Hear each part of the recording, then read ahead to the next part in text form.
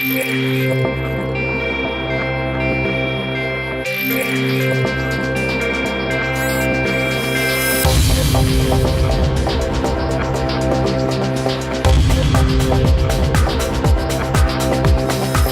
evening, everyone. Good evening. Well, it's a terrific Colorado evening tonight. Thank you all for taking time out of your days to join us for the Denveright community event here this evening.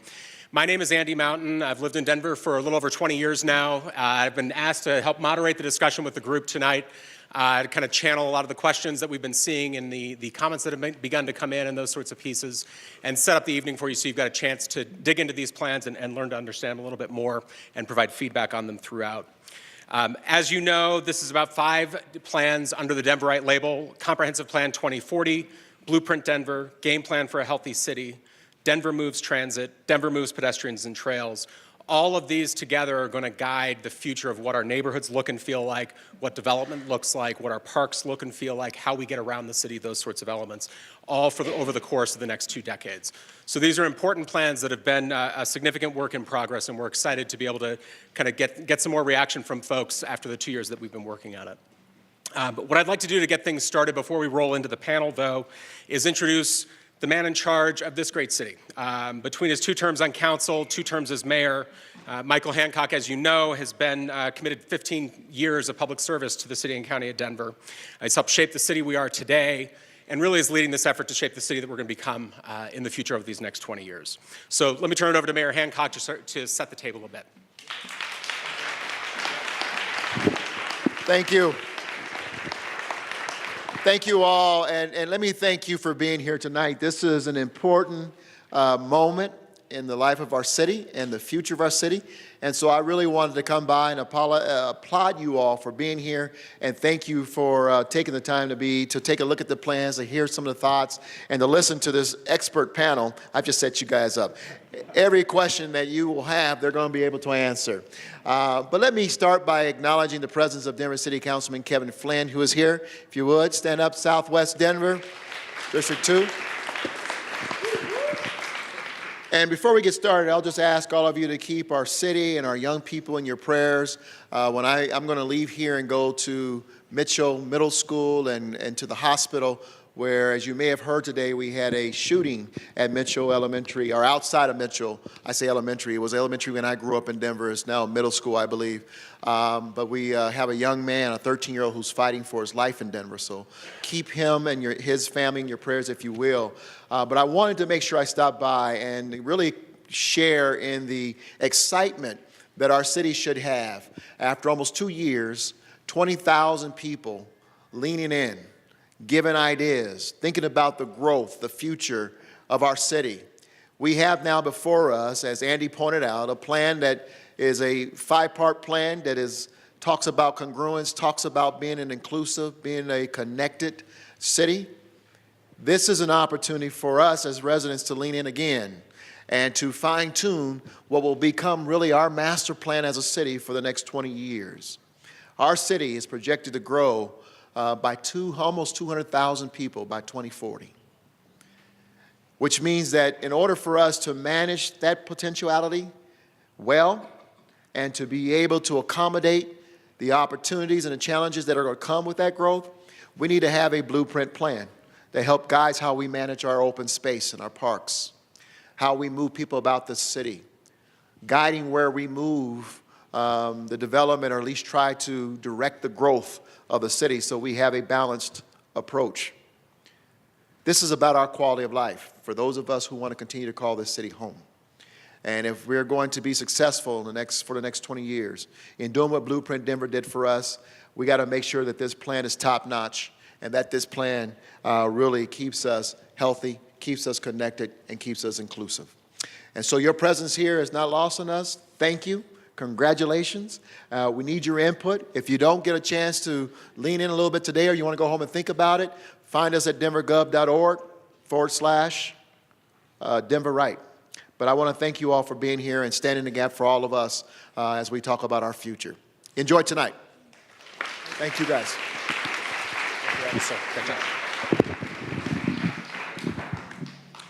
Thank you, Mayor. So let me just set up a little bit, and then we'll dive in on kind of how the evening is going to function here. The mayor set it up. These plans are your plans. He talked about 20,000 people engaged so far. We've already had in 3 weeks since the plans have gone out, hundreds of people submitting comments on the plans. 8,000 pieces of feedback have already come in on the 5 plans that are out there in the 3 weeks that they've been on the street.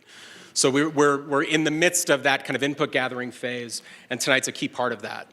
What the Denveright plans collectively lay out is really a roadmap for a more inclusive Denver, a more connected Denver, and a healthier Denver. And they're doing that through land use, through transportation, through parks, recreation, you name it. The way we're going to run tonight is really trying to elicit from the group here information that's going to help you dive deeper into these plans. These are long documents, they're deep documents, there's a lot of information in them. We're not going to try and communicate all of that in a large group setting like this, but really use this as a chance to whet your appetite a bit. Give you the tip of the iceberg on what's in these plans, some of the key priorities, so that you can have a sense of what you want to look for, things you want to dig deeper on as you review the plans. In the back side of the pavilion, we've got the plan teams themselves, where folks can talk with get their questions answered, get some input on kind of how to best seek out the information you're looking for in these plans. Our goal is that we're helping arm you with enough information that you can give us a wealth of feedback, that those 8,000 points of feedback continue to grow and grow and grow.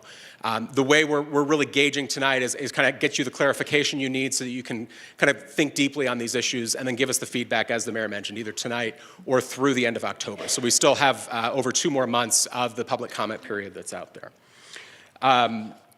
The key things I would encourage you to be listening for. There's been a lot of collaboration through this process that informed the ideas that came in. One of the things I want to get these guys talking about on stage is some of the things they struggled with, some of the things they wrestled with. I mean, these are big, wicked, tough problems or challenges that we're looking at here, and there's not a lot of easy answers. So what we want to be able to hear from you after you've had a chance to sink into these plans is, where did we get it right? Where did the team get it wrong? What may be missing from these plans? I think what the teams have seen through the collaboration with the community is we think we've got some pretty good drafts that are out there, but we really need to truth test and kind of stress test some of those ideas that are there. So we'll run this with a variety of questions that we'll throw at the panel, and then we'll open it up back with the plan teams in the back of the room. The other setup, Andrea Burns, you see over here on the left, raise your hand. Andrea's got some note cards. I've got a variety of questions that are informed by the 8,000 kind of comments that have come in so far. So the things I'm going to be hitting on: equity, inclusivity, density, growth, maintenance of our parks, parking. I mean, kind of a variety of those hot topics that we've already begun to see in the comments that are coming in. So those are the things I'm going to be pushing. If, as the dialogue is going along, you've got something you want to make sure that we do kind of question with the panel, raise your hand and Andrea will get you a note card. You can get those in.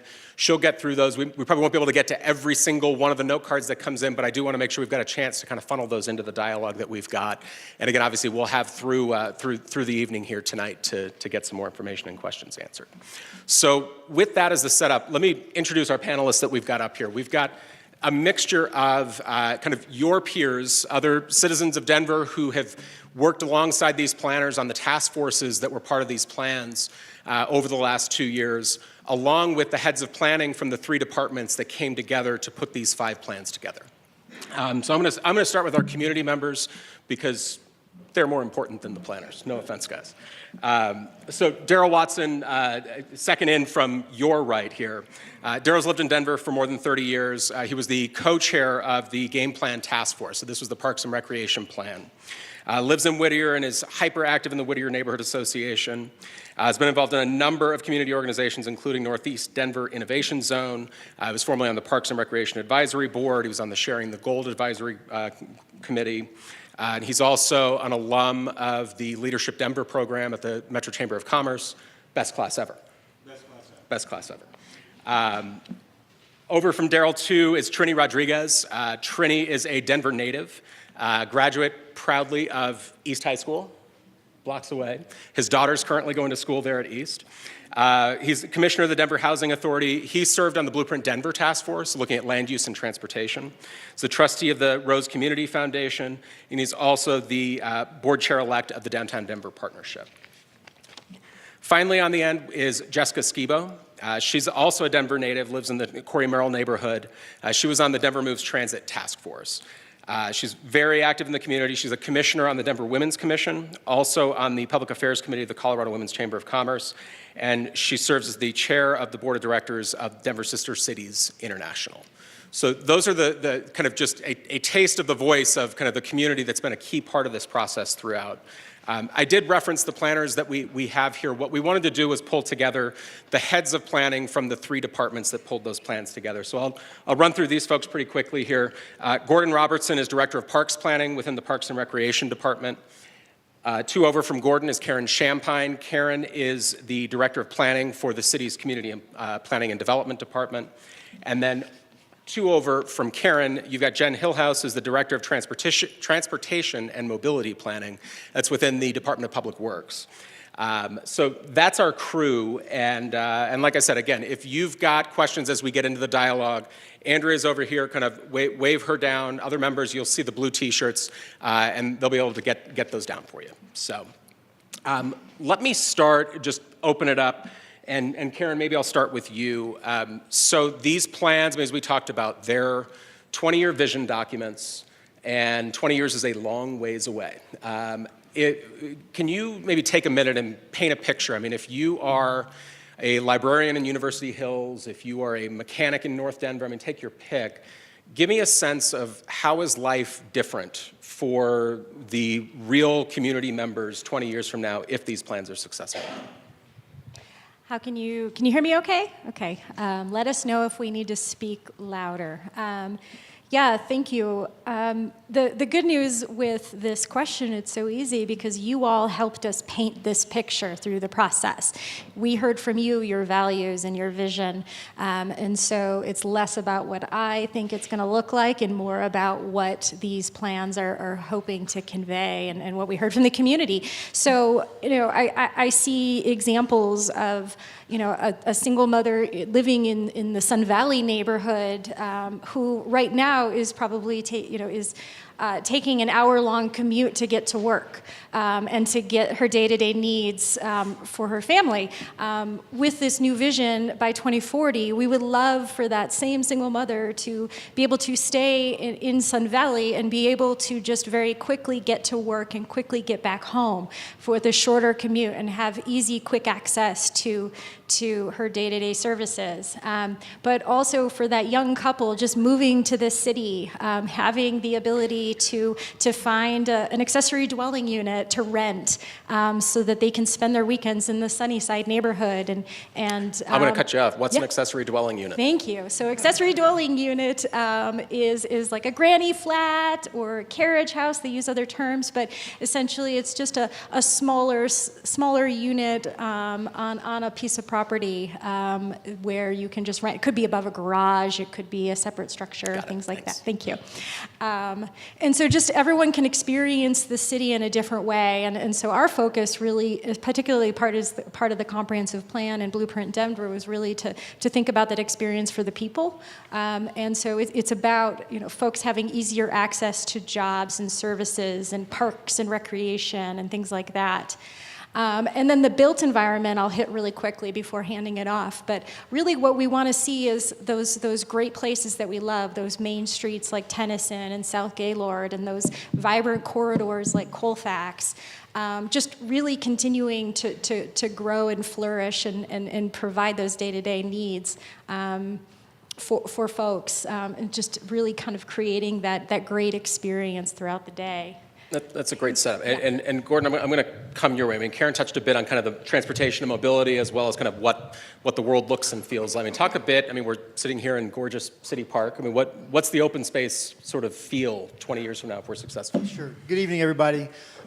Just take a moment and look either side of this beautiful building, the gardens, the lake. This is what our forefathers gave us. And we get to enjoy it tonight on this beautiful summer evening, so I hope you're appreciating the very moment that we're in. But we do want to talk about 20 years from now. Well, what are we doing to build our system for the next 20 years? We called our plan the Game Plan for a Healthy City because we believe the department is poised, uniquely poised, to create a healthy city. We want to create a physically healthy city that has trees that clean our air, that has opportunities to create water quality so that our South Platte River, our Cherry Creek are actually clean.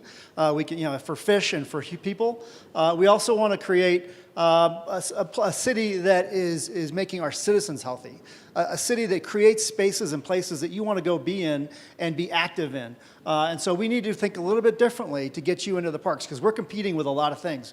We're competing with screens and all kinds of things that are taking you out of going to your neighborhood park and doing that walk. So we are really fighting uphill battle, but we know that you guys want this because we did listen, as Karen said, and this is what you told us. So imagine South Federal Boulevard. Imagine that being tree-lined, having big, beautiful trees like are on 6th Avenue on South Federal Boulevard. That's the kind of change we want to see. We want a tree canopy that's robust. Imagine catching trout in downtown Denver that weren't just placed there the night before, right? That you can catch a trout, but it's probably because they dumped them in the day before. So wait, are you going to eat the trout that you catch out of the Platte? That's our 20-year vision. Okay. And then lastly, and there's so many I could talk about, but I'll just mention recreation because it's really important. Imagine going to the class that you said you wanted at your local rec center, and then we provided, and then we had it outdoors in your local park. Instead of going to the rec center, going inside and doing your Zumba class or whatever it might be, why don't we just do it in the park that's a block away and do it out underneath the beautiful trees and do that class you said you wanted? So we need to rethink how we provide programming. We need to rethink how we provide services equitably throughout the city, like trees on South Federal. And then we need to think about how we can make an environment that's clean and healthy for all of us to recreate and live in. So let me throw it to Trini, Jessica, Daryl. I mean, give me a sense, the conversations that you all had in your task forces as you worked through these various issues, and you're thinking out 20 years from now, what were those big topics that either proved as kind of some of the most challenging discussions that you had, or maybe inspiring conversations that you guys had when you think about the future? I'll jump in. Our Blueprint Task Force really spent a lot of time and issues that resonated with me, being a native of Denver and watching Denver evolve like many of you have. I'd say one of the things that really resonated for me is in 20 years, if this plan is successful, we will have created way more opportunity for well-paying jobs that allow people to live in Denver and thrive in Denver because they are earning, the type of pay that allows them to really enjoy a great city. And so there's a huge component of this plan as you read more into the document, really focusing on creating space for business to establish itself and to thrive, serve communities well, and truly be invested in communities. And I think that is, one of the really exciting things for me as we look forward. Denver, I think, not too long ago was considered a pretty affordable place for most people to live because there were, enough jobs that paid enough wages to be able to afford Denver. That issue is real and present today, and it's not quite what it used to be. Denver isn't quite what it used to be in that regard, and so this plan, I think, creates a lot of opportunity for changing that path to something that we remember Denver to be in the past. Cool. Jessica, Daryl, you going to chime in? And I've already been instructed. We're going to try and swallow these microphones to make sure that we can get the volume all the way to the back here so folks in the back can hear. Okay. So go with your theater voice. All right. I think quite simply, 20 years from now, transit is something we don't have to think about. It doesn't matter who you are in the city, and it doesn't matter where you live. You can get up in the morning, and if you're a single mother, with 2 children, and you have to go to 2 different locations for those kids' daycare and schooling, if you're a business person that has to go downtown, if you're a person with disabilities, it doesn't matter what you have to do or who you are or where you are in this city. You can get up, you can go do what you need to do, and you don't have to stop and think, well, what do I have to do? So do I have to drive? Do I have to take bicycles? What's the weather going to do? The transit just is there, and you're able to operate and move throughout the city without that delay in thought process Just in more yourself. naturally ingrained. Correct. Yeah. Yep. Yeah. Thank you. Great. Daryl, do you want to add anything in here? And yes, and before I even jump in, I wanted to thank Florence Navarro, who's in the audience as well. She's my co-chair with the game plan, and without her work and her leadership, this plan would not have happened. And all the other task force members from the game plan are here. Thank you so much. Jessica made a great point. There's an elder in the audience, and she is, I call her my second mother. She's one of my mentors, Vanita Vinson, and she's one of my touchstones. And as I looked at my work within the game plan and what we were focusing on, I reached out and spoke with her quite frequently. And one of the visions that I have and that she has and other elders have for the 20-year look of Denver and our parks and rec centers is that 10-minute accessibility to parks, to rec centers. Now, whether elders can walk there or not, or have close proximity to transit, that it fits their lifestyle to get to a park or get to a rec center for events that are important to them. My highlight was to ensure that our elders and the folks who've led this city and led this community, that their voices were heard, and my 20-year vision would be that our parks, rec centers, and mountain parks are accessible to them. That's awesome. Great. Thanks, guys. So 20, I don't know, I see some folks, we say 20 years, and there's a bit of a roll of the eyes of either I'm not going to be around 20 years from now, or 20 years is way too long to wait for the kind of change that I want to see. So there's a lot of bold promises that we've got in these plans. And when Jessica lays out the idea of, just transit that you don't even think about, that you go to where the bus comes and you get on a bus, or you go to where the train is and you get on a train. You don't have to think about schedules. What are the baby steps? I guess what I'm curious, guys, is thinking about the next, call it 3 to 5 years, something that we can really wrap our arms around. And obviously these were long-range plans, but are there improvements that we'll see soon that come out of this that people can get excited about? Jen, I don't know, start with you. Sure.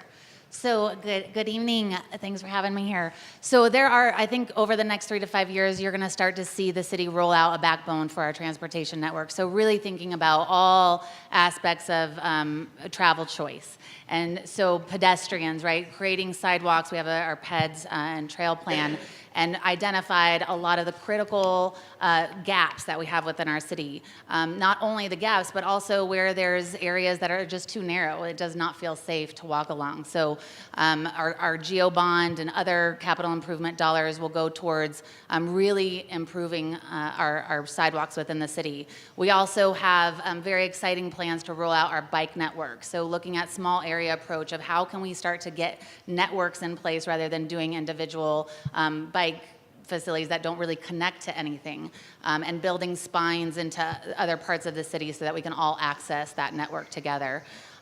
We also are looking at some transit, so it's very exciting, right? This is the city's and the community, your plan to really take a first step into transit. And it's very exciting being in the city for almost a decade. It's just great to start to see that we're thinking about a complete network and really what it takes, and the RTD as our great partner, working with that in public-private partnerships to start to implement this. But just this week, we issued NTP for Broadway, which is a multimodal project that will start to create high frequency and look at improvements along Broadway, as well as multimodal improvements of pedestrian improvements, bike improvements, potentially some green infrastructure. So certainly baby steps, but it's important to have an ambitious goal, a bold goal, set the bar very high, and that we know then what we're driving towards. Great. Are there others when you think about from maybe a parks perspective or other land use pieces? Yeah, I want to reiterate the 10-minute walk campaign. It's something that we're committed to. The development of Denver we've seen over the last 5 years has really woken us up as the need to be able to acquire land and keep up with growth, because if we don't acquire it, it's going to get paved over, it's going to get a rooftop on it, and there's nowhere for that water to go, there's nowhere for those people to recreate.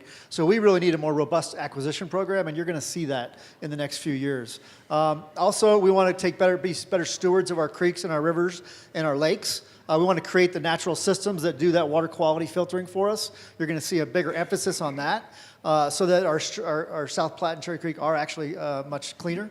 And then what you told us, if you know what a wordle is, what you told us, we boiled down to what the issue was, and then we put it in the font size that had the most responses, and trees was the biggest word in the Wordle. We heard about trees from you all a lot. And with emerald ash borer, it's a real problem. When emerald ash borer comes to our town has 15, almost 18% ash trees in the city and county of Denver. That's 330,000 trees that could very seriously be gone in the next 10 to 20 years. So we need to get serious because our tree canopies are already somewhat low, but our tree canopy does so much for our community, and so you're going to see a big emphasis on trees and our tree canopy. Excellent. Let's dive in maybe a little deeper on each of the various plans. I mean, I'll start picking on Blueprint Denver maybe as the first piece. So how many of you folks have lived in Denver for at least 15 years? Good, old schoolers. So when Blueprint Denver was adopted 16 years ago, there was this concept of areas of change and areas of stability. And the basic gist, and if I get it wrong, Karen, correct me, was the idea that you would try and encourage as much of the new development or redevelopment into these areas of change rather than the areas of stability. Not to say that things wouldn't happen in areas of stability. I mean, things are always changing and evolving. And it seemed to work. I think the latest numbers we saw was for every dollar invested in an area designated as stability, you saw $5 invested in an area of change. So I guess I'm curious, it sounds like the new Blueprint Denver took a slightly different take on how we think about stability, change, evolution, and that sort of piece. And I thought maybe it would be helpful if you took a few minutes to talk a bit about that. Sure, will do.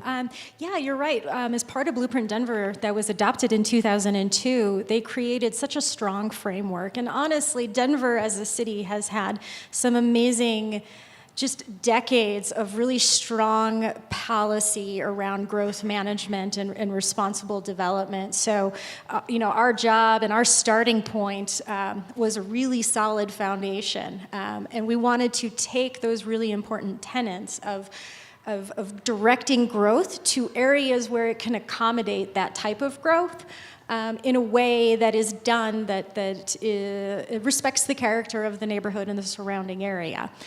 So that was the starting point to the conversation. And what was great is that piece of the discussion was very smooth and very easy. We're not going to flip it on its head and all of a sudden start directing it in the opposite direction. Let's keep the momentum of that success. But what really occurred as part of this process, in large part by the input from the community and the leadership of the task force, was all right. Let's take a deeper dive. Let's really understand what worked and what didn't, and what does change really mean to our community. And we heard loud and clear that every neighborhood has to evolve and has to become a complete neighborhood.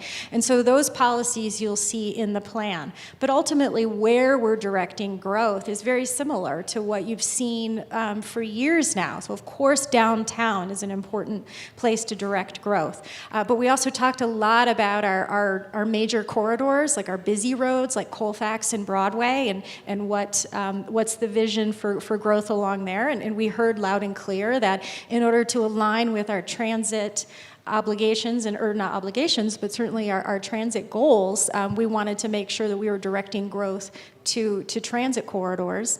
And then the other neighborhood centers that you also think about, like Cherry Creek or the new transit stations that are slowly emerging with new neighborhoods. So all of those places are places we've been talking about for growth for a long time now.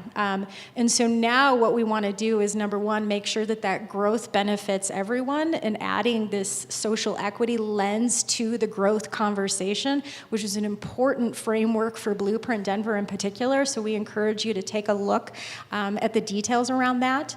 But then we also wanted to make sure that any growth and change that does happen is done in a way that respects the character of the neighborhood and fits in better. Because we did learn throughout time that there were probably some examples where it could have fit in better, it could have transitioned better. So we had a lot of conversation around, it was more about when neighborhoods touched up against the corridors and the centers and the downtowns, to what does that really look like and what's that experience like, so that it's seamless.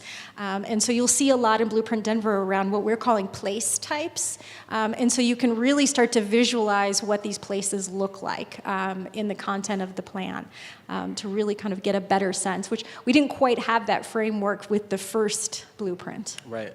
I guess Attorney, go ahead. I think that's, an incredible overview, Karen. And the simple way I would put it, for my sort of non-expert mind to understand this is, refined is a refinement of the idea of area of change and area of stability. Rather than, red and yellow, it is now red, yellow, orange, a whole range of different sort of subtle types of colors that you will see in this map. And so I think that is, it was a tremendous learning experience, the first blueprint.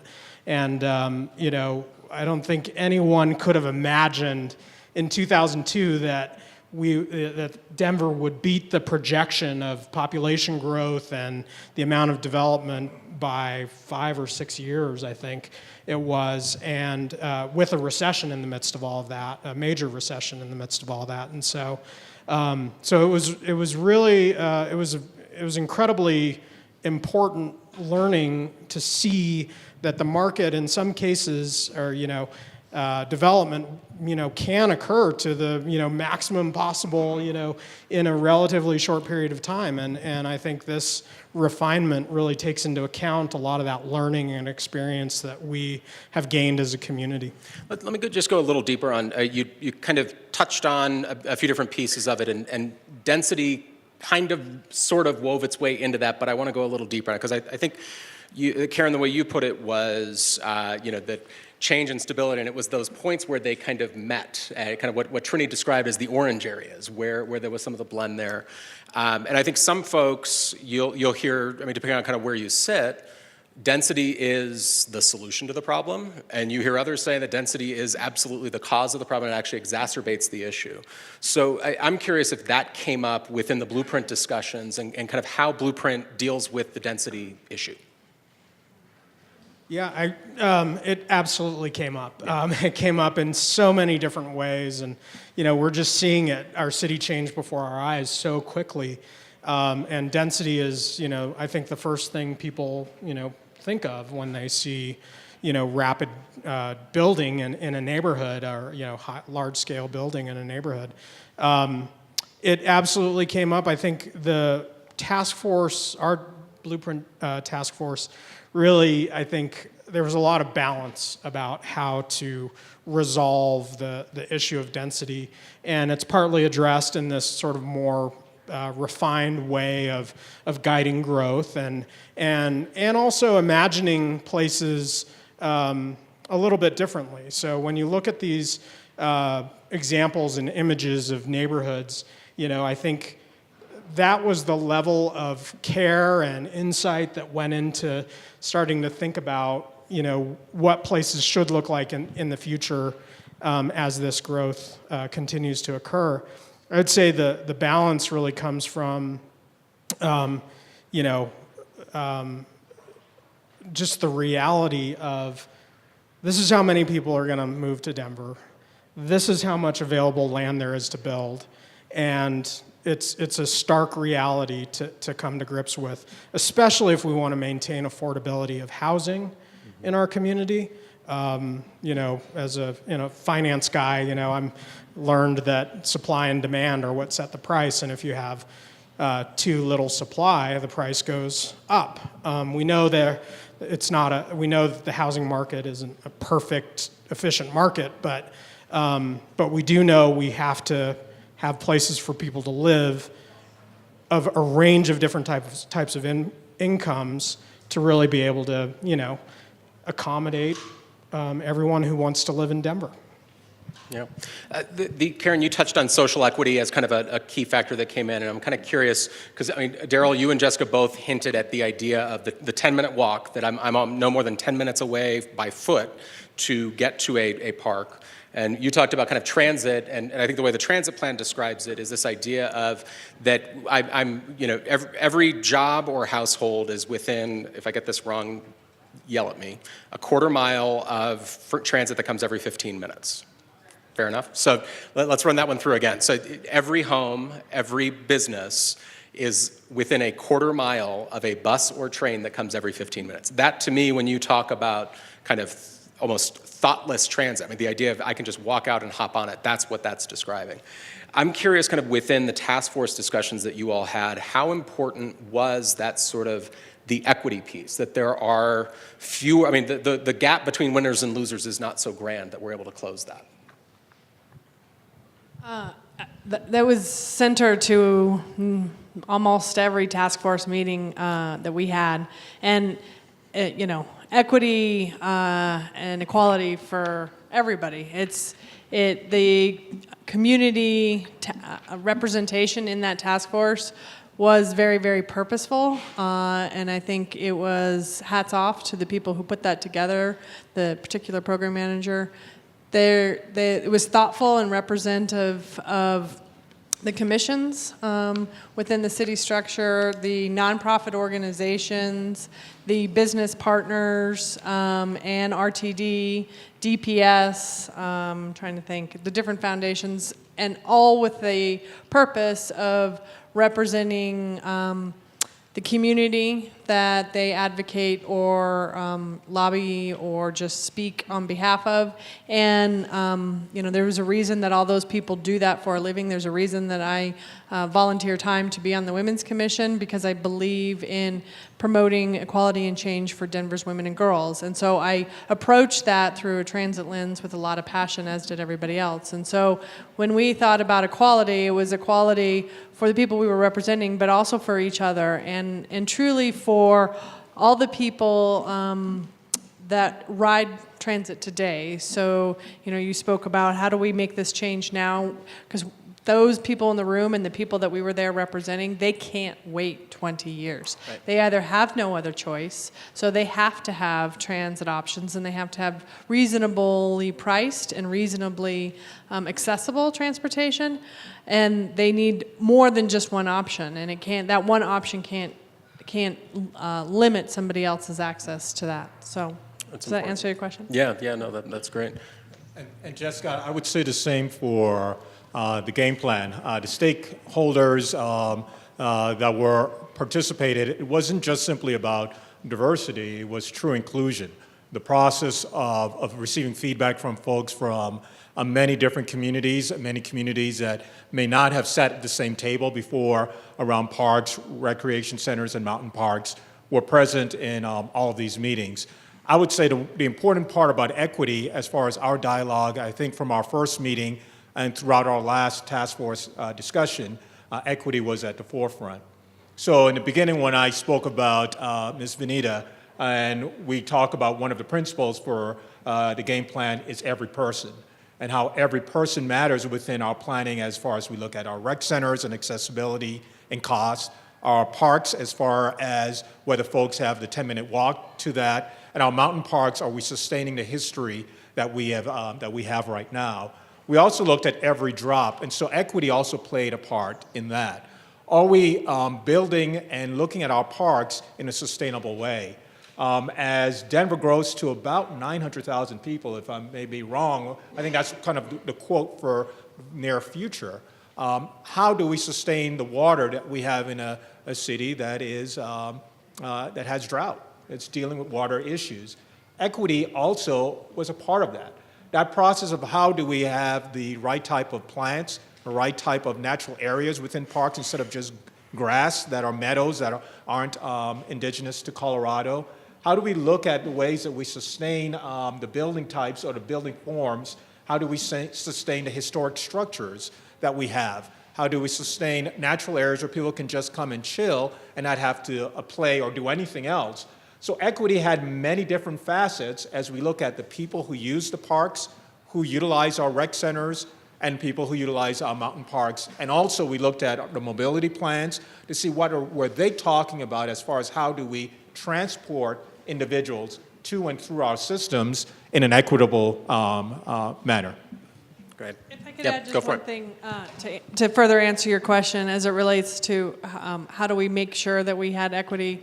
It wasn't, while the task force was very thoughtfully put together, The task force is there also to educate the Denveright group that was helping lead and facilitate this entire effort to produce these plans. So the amount of time that was spent out in the community and where they went and who they talked to and what communities they made a very purposeful outreach to was driven in part by our recommendations on not how to go talk to people who ride transit. They were important, but almost more importantly, how to go talk to those people who can't ride transit and how do we get them to ride transit. So we helped educate and create that community input through most importantly an equitable lens, and That's diverse great. lens. Yeah. So let's continue down the mobility path.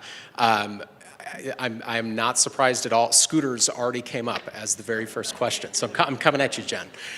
Before we dive into scooters, though, give me a sense. So the transit plan and Blueprint Denver talk about prioritizing certain roadways for transit, roads like Colorado, Federal, that sort of thing.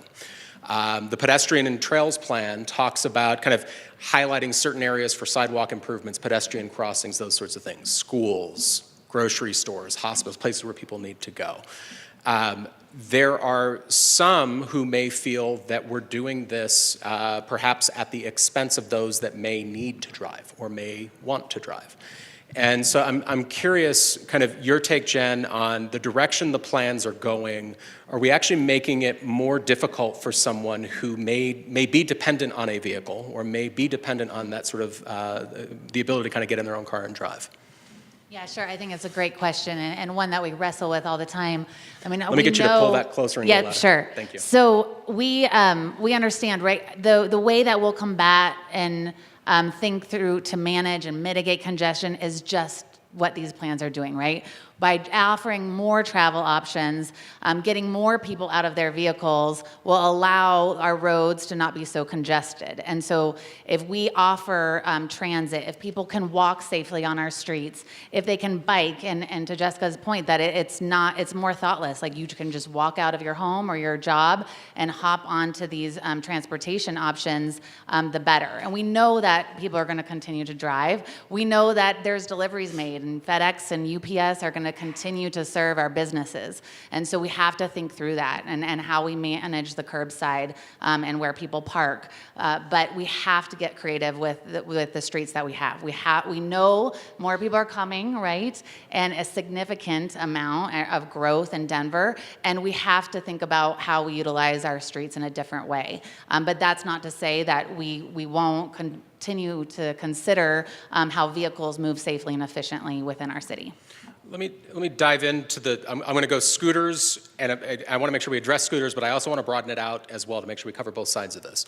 So I think there's a perception among, we've seen it in the media, we've seen it in the comments coming in, that the city was caught by surprise with the influx of scooters, the electric bikes, kind of the dockless bikes and scooters that are running around the city right now. And the question that came in is, how does this plan, when you think about 20 years out, what is that doing to address, let's start with scooters, e-bikes, dockless, and even B-cycle and that sort of thing. But I think the other thing that I would add on to whomever's question that is what about the technologies we've not even thought about yet? And how are these plans kind of projecting forward to those new innovations or disruptions that may be coming? Yeah, sure. So we have a great future in front of us, lots of technology and how that connects back into transportation. There's things that we can't even imagine, right? And so it's hard to plan for. But what these plans do is they offer a way to start a framework to be able to prioritize and think through those corridors that are important. So the scooters, for instance, right? They were dropped in the city, and we're going to have more technology where this happens. But we thought through hard. We tried to identify, again, using these plans, where would it make sense to start to place these? And it was next to transit. So how do we start to connect our fabric, our transportation fabric together? And it's working pretty well. I don't know how you all feel, but you can see they're lined up in the mornings next to the bus stops. They retrieve them, recharge them, and they're back at those transit stops and bus stops in the morning. So really looking at the framework of how do we align all of our travel options that they work together as a network and not try to think things in silos. We have to bring bring everything together to be successful, and that includes cars and bikes and bike share and the technology that we haven't considered yet. Well, the one thing I would add to that is that with many of the different transit studies that have been done, the biggest inhibitor to using transit is that first and last mile. So yes, it would be great if we could all walk out of our door and within less than a 10-minute walk have that access. But this is just not realistic in a city that's already as built out as it is. And the way that you get past that and get to that transit mode that does meet your needs is through all these other alternatives that is easy and accessible to most. And I mean, I guess I would add one of the other pieces is I think there, I mean, you see the photographs and you see the videos at times of whatever device it may be, blocking a sidewalk and that sort of thing. And that, I mean, are the plans looking at policies that may help direct and kind of control and regulate some of that, so that if I'm in a wheelchair going down a sidewalk and someone left their scooter hanging 1 foot out into the sidewalk and I'm kind of stuck, do the plans get into that, or is that kind of separate from this effort? Yeah, I think the plans do, especially when we think about the curbside, maybe more than the sidewalk. So what are those tools, management tools that we have to think about how there's a lot, a bike lane is adjacent to the curb and it's blocked all the time. I think there's an app out there that you can identify, the bike's blocking, what's blocking the bike lane. So that is a real issue. And so the plans identify a toolbox for what we can start, and a lot within Blueprint too, on how do we start to think about our curbside. It's a huge asset for the city.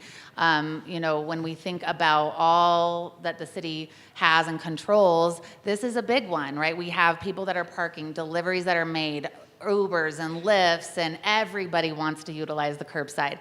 And so the plans, I think, identify some good tools and policy recommendations that allow us to get to a better place of how can we think about allowing for a lot to happen along the curb, but that serves many needs. Great. So let me move to parks and dive into the game plan a little bit more here. So you guys have laid out a grand vision. I mean, I am buying what you're selling. And I mean, really, the concept of sort of parks and recreation facilities is a basic right. That, I mean, bringing the programming to the people rather than waiting for the people to come to the rec centers, all those sorts of pieces. I guess what I'm curious about is from a prioritization perspective, where you've got communities that don't currently have easy access to facilities or easy access to high quality facilities. You may have communities that have a rec center down the road that is a 50-year-old rec center that has not seen investment like we've got at Carlo Madison and some of these great new facilities. So how do we address some of those communities that may not show up as lacking access, but what they're lacking is quality? Well, you just rolled about 3 major issues into one question. I don't know which part to address first. Equity is certainly an issue, and we are focused on it. We are doing equity mapping like we've never done before. We are strategically providing the resources that we have to make sure that we're addressing those equity areas that don't have the amenities other places have. We just opened up a brand new Westwood neighborhood park, one of the best grand openings I've ever attended in my life. And it's a fantastic new park, but they shouldn't have had to wait 30, 35 years to get a refresher on that park. Right. So it's also diversified funding. We need to look at diversified. I know we're going to talk about funding at some point, but that is a driver of how much we can maintain and how much we can keep up our facilities. And so we need to look at diversified funding sources that create opportunities for people to invest in our parks, philanthropic, volunteerism, other sources. New development can help fund some of the new needs created by the new development. So we're looking at a number of sources to create the revenue that we can go out and then refresh our parks, create the new rec centers where they're needed, and refresh our existing rec centers. So if I'm hearing you right, part of this, I mean, Karen talked a bit about social equity and kind of how we begin to prioritize. And one of the questions that's coming in is how do you begin to prioritize projects? You guys have kind of mapped out those areas of greatest need, and that becomes a key driver when we begin to think about 3 to 5 years, 5 to 10 years on what you prioritize first. Yeah. Is that fair? One of the other ones I want to dig into, I was watching the geese. I've got the view of the geese out here.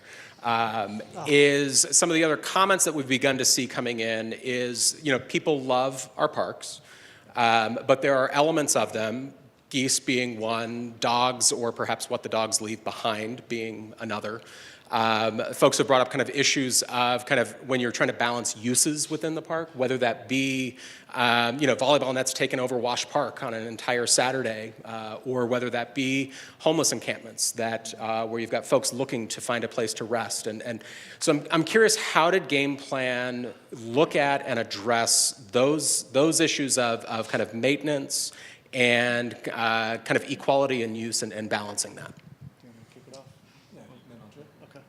Yeah, Geese. Well, let's talk about maybe the homeless issue. I know that's a big one first, because we want our parks to be welcoming to everybody, and we mean everybody. If you are there and you are, keeping yourself and your belongings clean in a way that is respectful of the space, then you are welcome in our parks, and that's a good thing.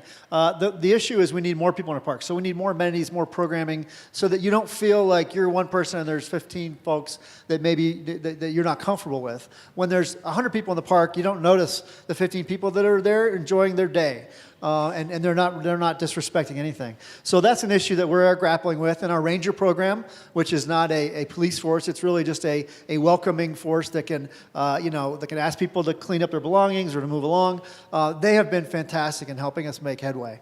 So that's an issue that we are continuing to work on. I will say with the geese issue, I sympathize with everyone who despises their droppings, because I'm number one hater of those.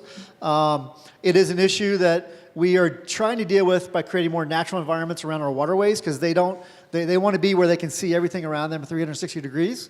And so that helps, but it doesn't solve the problem. I'll be quite honest with you. It will not solve the problem. It is an intractable issue that we are working on, but there are new technologies that do bother them, so they move along, that are easy to deploy, that we're looking into.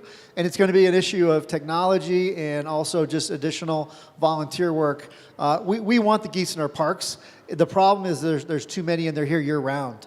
And they didn't used to be. It's a climate change issue that I won't get into the details, but it is really degrading our park system for how we want to use it, and it's something that we're working on. Great. Daryl, do you want to add? And Gordon, I'll jump to the maintenance piece and then maybe a little bit on some of the other parts. I think one thing that's important, actually first let me start by saying I think the really great thing about the game plan was that there are some prescribed solutions within the game plan. Some ideas on prioritization as to what we should be doing when it comes to our parks, our mountain parks, and our rec centers.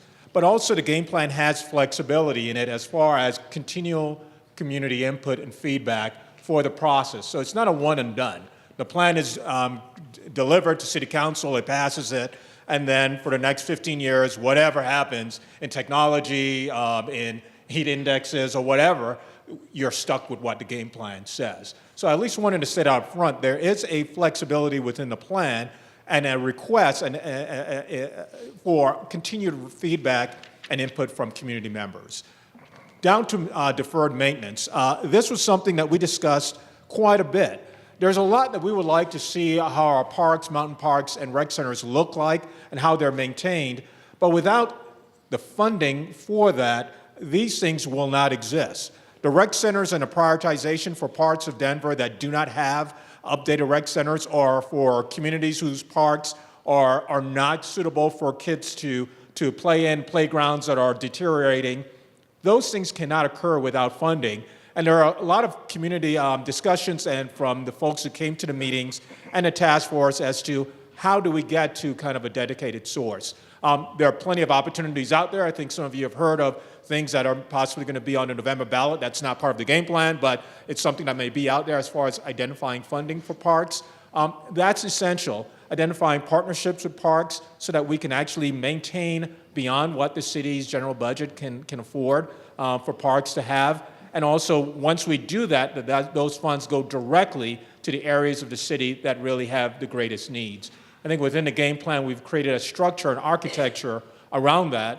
But the bottom line is there's going to need to be a funding source to ensure that the things that we have in the game plan actually do occur. So let me take one more stab at kind of the balancing uses piece, kind of a different angle that came from the crew here. And then I want to get back into the money thing from kind of a bigger picture perspective. So I'm not fact-checking the stats, but I'll use the stats that I am given. That 4 years ago, 320 events in our parks, now over 600 events in our parks, kind of outside events, private events, those sorts of pieces. And when you look at things like the Music Festival in Overland Park, some of those other sorts of private events that perhaps preclude the public use of that facility for the duration of time of that event.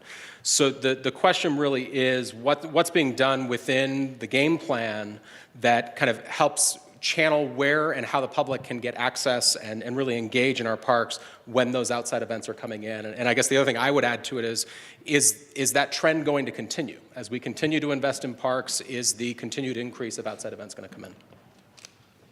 Well, another tough one, thanks. Yes, our city's growing, and there are more people who want to do more things in our parks. That's natural. Actually, parks that are well used are parks that are safer. So events in the parks are not a bad thing in and of themselves. And I think we have a policy in place that tries to manage that. But I think the idea that we would be able to acquire more land as the city continues to develop and spread those uses out amongst a larger park system so that they're not all coming to the handful of parks that are large enough to handle large events, because we only have a handful of parks that are really large enough for large events. So to the extent that we're at the table when land is available, and we have the resources to be able to acquire that land and distribute it throughout the city, and then move events to those places so that they're not continuing wanting to come to the same park every time, I think that that's part of the solution.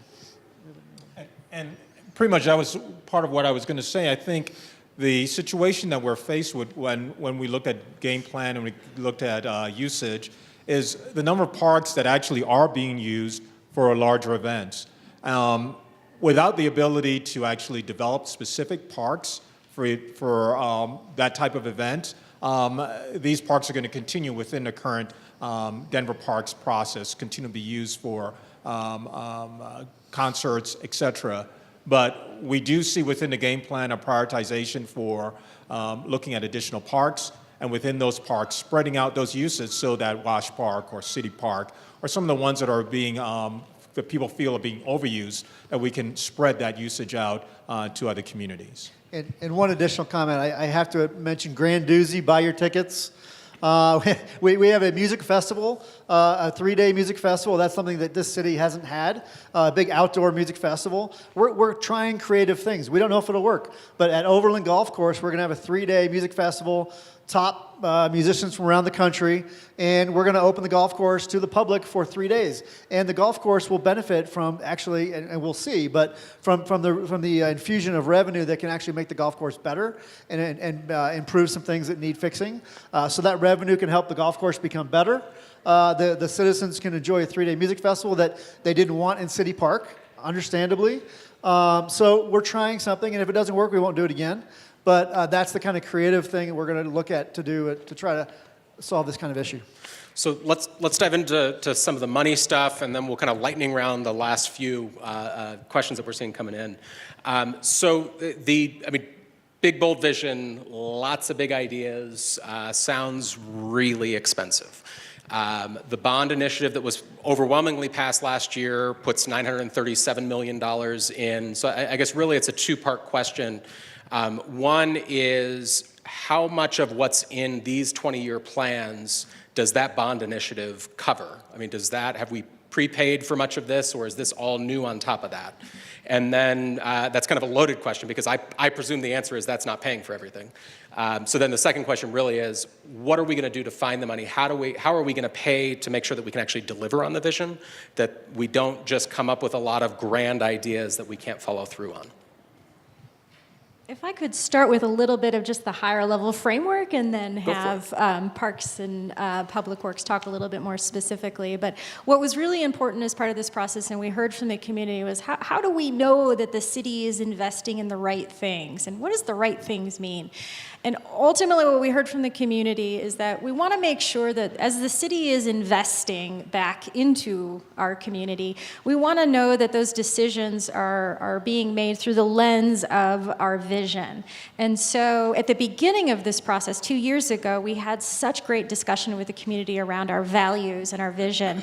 And you'll see those vision elements in all of the plans captured. And ultimately, the goal was, let's make sure that as we're making making these funding decisions or investment decisions, and that could be down to little staffing resource decisions all the way up to $900 million of bond funding. How are we making sure that those decisions are advancing our vision, and are they? And it actually became part of the criteria for conversation, and it's going to continue forward. And you'll see that language in comp plan in particular, and probably in the other plans as well. But just as we're making these decisions, we want our vision of an inclusive, connected, healthy, all of the other important values, strong neighborhoods. Those are all things that set our framework moving forward. And the reason I want to highlight this is because this is such an important new phase in our city. Not to say that decisions before weren't based on policy, but it was just sort of this collective conversation between all the different departments and a commitment to say, yes, that's what we want to be doing as we're moving forward as a city. And one other piece I want to add, because there's been some great conversation around the capital improvements, is that we're also invested in shared outcomes across the different departments. And so let's do as much as possible with the resources we have. That was a really important principle that came out of this process. Let's not direct that money if it's only solving for one thing. Let's direct money to solutions and investments that solve for 5 different things. So as you see these projects moving forward that Jen and Gordon talked about, you're going to start to see that, that project is doing like 5 different things. That Colfax BRT isn't just moving people up and down Colfax. There's great stormwater solutions in there, and there's better pedestrian improvements, and there's just a better built environment for the neighborhood. So that was a really common conversation that we had that came out of this process. And so really we want to acknowledge that. And hopefully we got it right in the plans. So be sure to take a look and make sure we did get that right. And I'll hand it over to Gordon and Jen. Good. Yeah, so I think one thing that's clear is we can't do it on our own, right? There's got to be a lot of partnerships and creative thinking around funding. How can we leverage public-private partnerships? How can we work with adjacent development? And how do we work with our regional and local partners, nonprofits? So the list goes on. And so we're really active in thinking through those partnerships. But there are things that the city can do and that we are moving forward with thinking through now that we have this great framework that really looks at connecting all of the really important aspects and components of what makes a great city. But there are things that we don't need money for to implement the plan that will start to move the needle. And so these are things like working with RTD closer on service routes and frequency, and building our sidewalks through policy, right? We have a sidewalk repair program that's going on. So how do we start to think through these other coordination and collaboration pieces that will help us achieve our overall goals? But we know we can't do it on our own, and we'll lean and leverage as much as we can. That becomes important, yeah. All right, we've got about 5 minutes left, and in that time, according to my note cards, we're going to solve homelessness, housing affordability. I want to at least touch on these. These are big, serious issues. So obviously there's not an answer to these that is just a silver bullet solution. But, and I want to hone in on the idea of concrete measures, because whoever wrote this question, I applaud you. That plans can often have a lot of lofty language. And the question is 2 parts. The first one is, what are the concrete measures? And I presume it would be in Blueprint Denver predominantly. So what concrete measures are in there to help improve housing affordability? We have a lot of great ideas to share with you in those documents to tackle affordability. And what we wanted to make sure we were doing was, number one, we wanted to make sure we were bringing out the strategies that were already captured in our Office of Economic Development's housing plan, and then really elevate those ideas and integrate them with all of the other topics. But ultimately, affordable housing, we have several sections on this in the plan, is really just, it's about offering diverse choices and offering them throughout the community. And so we want to find discrete ways to integrate new housing choices, and then and then different higher density choices. So in areas that are more established neighborhoods, we've had conversations with residents about, I mentioned accessory dwelling units earlier, and other infusions of just additional units in a way that's contextual and appropriate for that particular neighborhood, to just find discrete and contextual ways to add housing choices. But we also talked a lot about those areas of growth and the significant opportunity that we have in those areas of growth to provide and get more commitments for affordable housing. So right now we have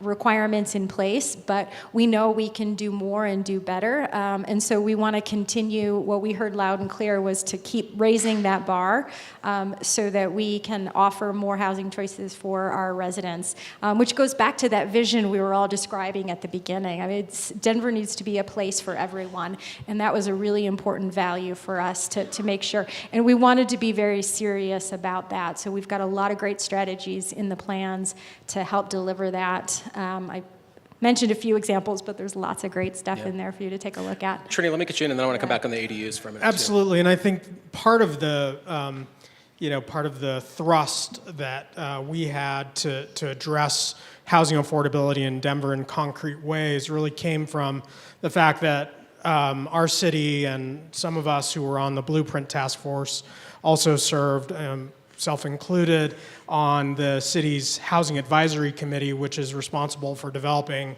Denver's long-range plan for how to produce more affordable and diverse housing options for residents of all walks of life. And so we actually had the great, by way of timing and the intense concern that Denverites have about affordability of housing in Denver, to really work together between these really two important bodies to come up with some really concrete recommendations, which Karen talked about, but also strategies that many of which focus on areas that are vulnerable to displacement.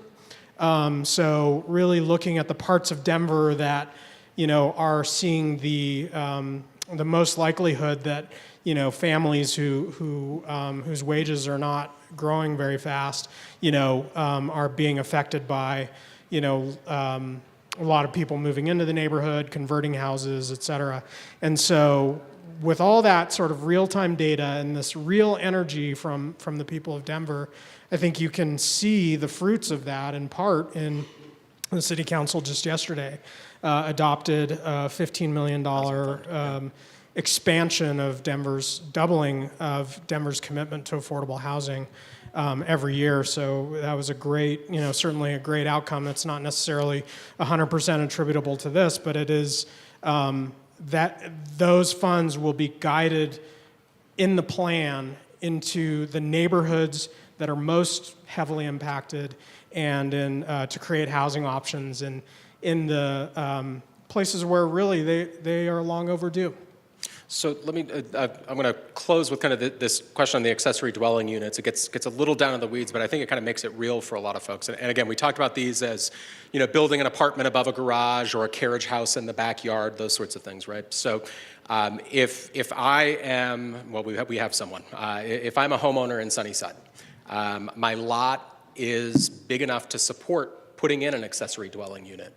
The zoning surrounding me on 3 blocks and the zoning there does not allow me currently to put that accessory dwelling unit in.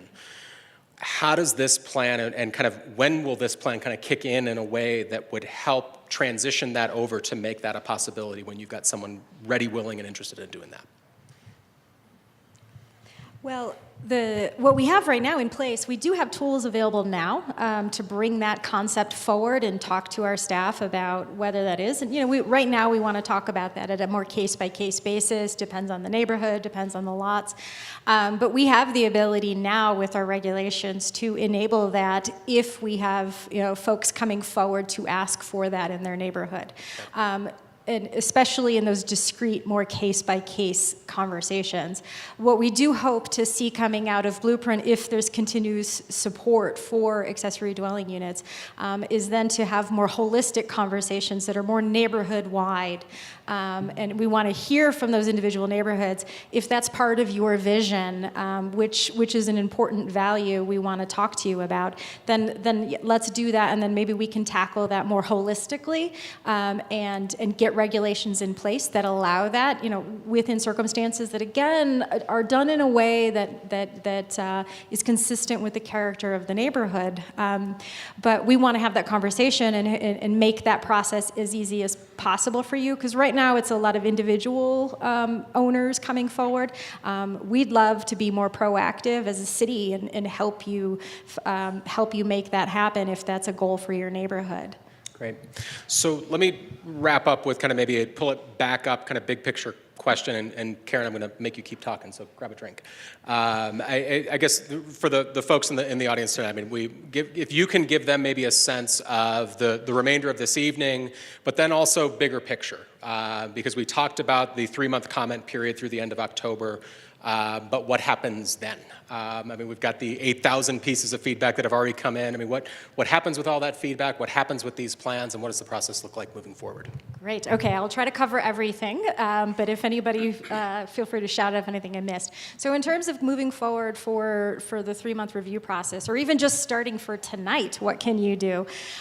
We have available online different I'll call different sizes of the plan. So you can, if you really want to read the full plans, those are on our website, denvergov.org/Denveright. Every copy or every one of the 5 plans are in full, there's a full PDF online for you to review. With each of those plans, there is also a great, more in-depth survey that you can take so that each of the plan teams can get specific feedback on those plans. So if you're that type of user and you're that engaged, go to the website, review all the plans or the one that's most interesting to you, complete the survey, get your comments in so that we can get your feedback. If you want to stay a little higher level, we also have that for you. So there are executive summaries of all the plans available online for you to review, and a shorter survey just to capture the bigger picture questions. We want to get a sense, even if you're not more of that user that's going to review the whole plan, we want a little bit of that gut check with the community of, are these big ideas capturing what we've heard, and are these the right priorities for us as a city? So you kind of have 2 ways to engage depending on your level of interest. So for tonight, we have staff available back on the other wing, and most of the plan teams are all along your left side, my right side of the pavilion. If you've got questions, maybe you've started to dive in or had some specific issues about it, staff is here to take questions and kind of help get you a little bit more oriented. And then on this side, which is your right, my left, we have a survey station. So if you're ready to take your survey tonight, that's available in hard copy, and we have iPads available for you too. So there's a great opportunity to stick around and engage with staff and start to get your comments heard. If you just want to sort of take a little bit more time and review the plans, we are also hosting office hours throughout the city where you can come and meet with staff.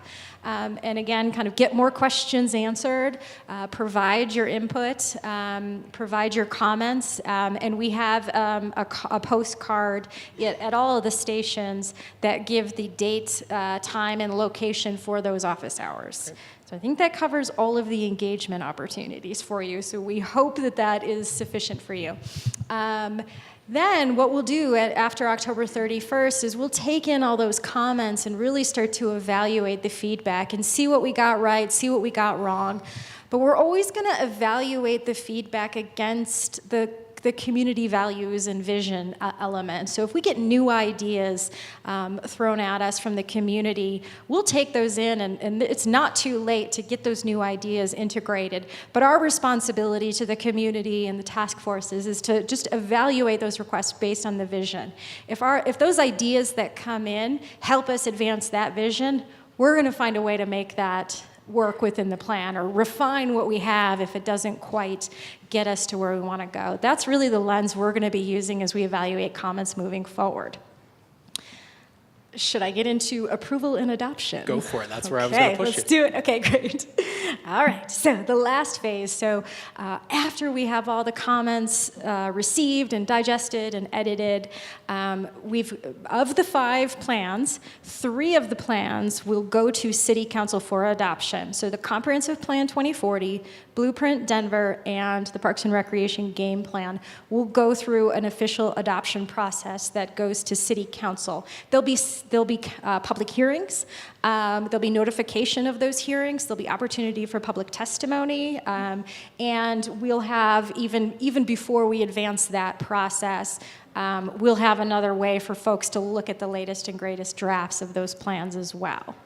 The Denver Moves plans will be ready for implementation as soon as we get the feedback and finalize those documents.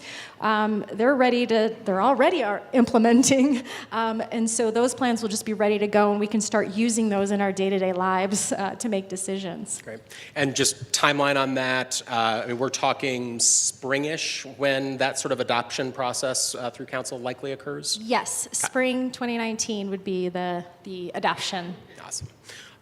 Well, here, let me first, on behalf of these guys, let me just thank you all for the hour tonight, but also for the 2 years of work, particularly the community members that volunteered all that time. So thank you guys.